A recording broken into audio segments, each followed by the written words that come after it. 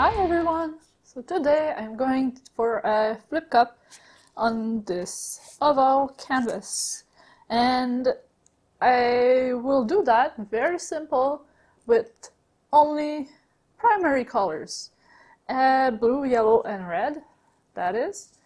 And I mixed my paints so I would get cells maybe from the blue, because I used the Cerulean blue Chromium, yes. And then there's primary yellow, which is Hansa yellow, and this primary red, which is a quinacridone pigment, not too sure which, but both are very light in density, and this is quite heavy in density. So the bigger the difference in the density of the pigments, the more chance I have of getting cells. I'm not sure if I will, but I'm pretty sure I'll get at least a couple. I also mix my paints the usual way.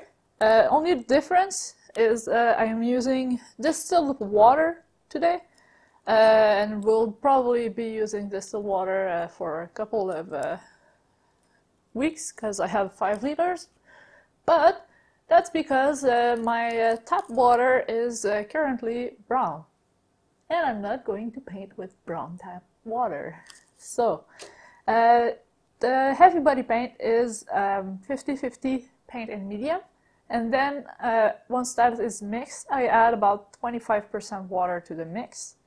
I like to add the water after, so I know exactly how much I need to add.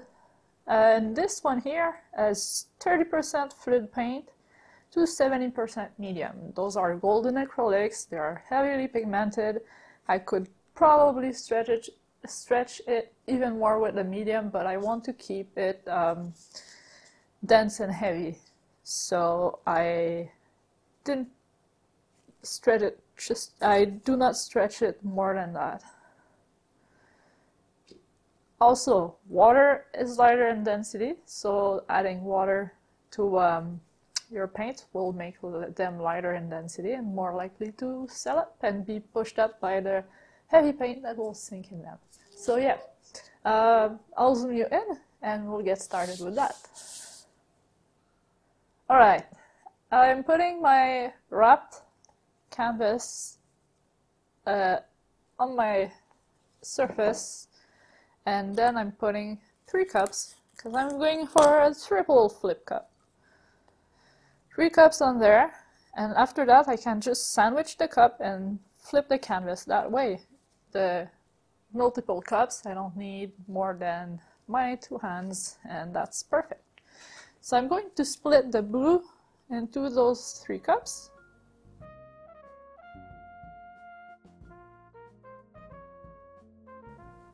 Next is the red.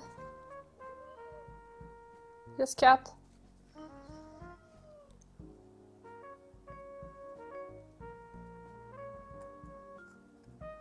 What I'm going to do is put the red in 2 cups and the yellow in 2 cups. So one of the cups will have all the colors, and the 2 other cups will have only one.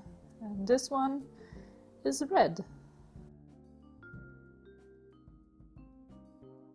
I'm using the side of the cup so my paints layer nicely on top of each other.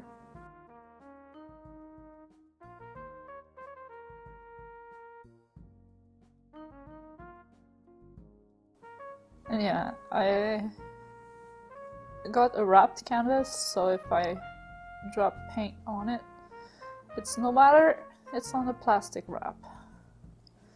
So that is done. Put that away. I'll make my sandwich. Verify there is no cat hair. There's one right there. It's on the cup though. Draw it there. And press my sandwich real good. And flip.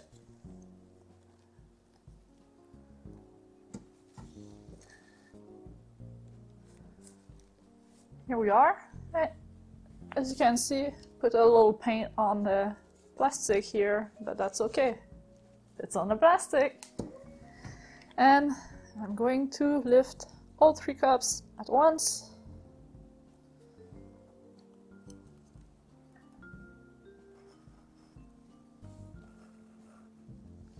It's kind of complicated now. We'll tilt.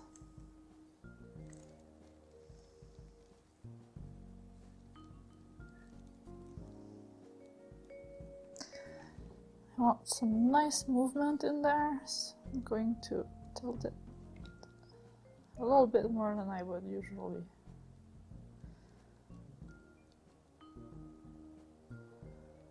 Here we go. I think that looks very nice. I'm going to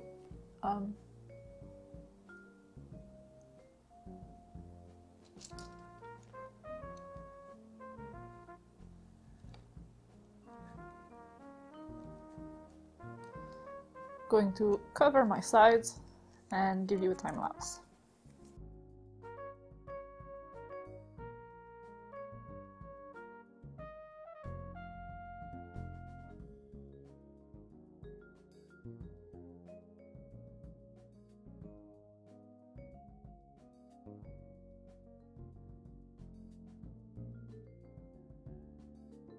Alright, so a couple of things are happening here and there.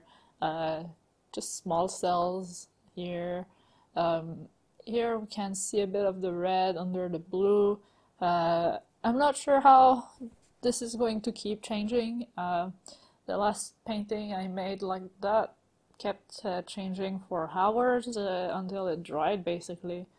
And yeah, it's the painting that we forgot to film.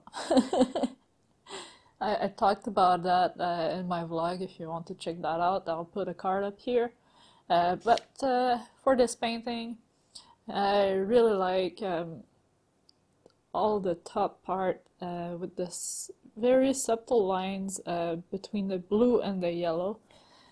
The middle part is really nice too. It's where there's the more color mix and lines, like that whole line here that goes across is beautiful. This one here as well, it's like orange and yellow, and there's a blue line, and then it's red, and it looks like there's blue on top of the red and blue under the red. I'm not sure how that happened, but that red and that blue are beautiful together. Same with the yellow and the blue. They're both beautiful together, and really the fusion of both in the middle is kind of nice. I was a bit afraid of making brown because as you know, the 3 primary colors mixed together equal brown, but they didn't mix that much, just a little bit here. But my thinking is it's going to dry more orange than brown, so that's good. I was expecting a bit of color mix like that, like having a bit of green, having a bit of purple. That was the point of just 3 colors, but making a whole bunch of other colors from them. And there's a purple line in the middle, and I love this. I think there's a lot of movement in it, and that is what I was looking for. I think it's a bit chaotic looking up here and here, but the plain bands here, well, that plain band is really calming. I don't know how to explain that. It contrasts a lot with the chaotic side of it. Other than that, pretty happy with it. I think it's a nice painting, and it's going to keep changing for sure.